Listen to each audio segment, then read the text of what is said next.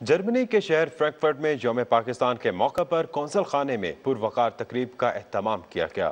تفصیل شبیر احمد کھوکر سے۔ Consulate of Pakistan Frankfurt میں یوم پاکستان کے موقع پر پرچم کشائی کی تقریب منعقد ہوئی۔ تقریب کا آغاز قونصل جنرل ڈاکٹر امتیاز احمد قاضی نے قومی پرچم کو لہرا کر کیا۔ وائس کونسلر وقار احمد چودھری نے صدر پاکستان مامون حسین اور فواد انور بٹی ڈائریکٹر MRP سیکشن نے وزیر اعظم پاکستان میاں محمد نواز شریف کا پیغام پڑھ کر سنایا۔ اس موقع پر قونصل جنرل ڈاکٹر امتیاز احمد قاضی نے حاضرین سے خطاب کرتے ہوئے کہا کہ ہم سب کو مل کر وطن عزیز کا دفاع مضبوط بنانا، اس سے ترقی اور خوشحالی سے ہمکنار کرنا ہے۔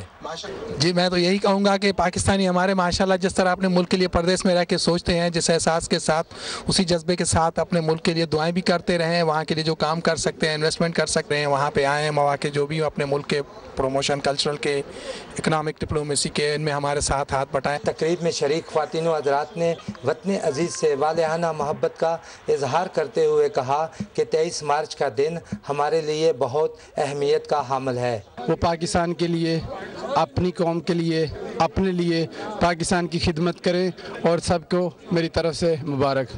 انشاءاللہ تعالی وہ دن ضرور آئے گا کہ جب پاکستان جو ہے اپنی کھوئی ہوئی ساکھ کو دوبارہ سے بنا سکے گا۔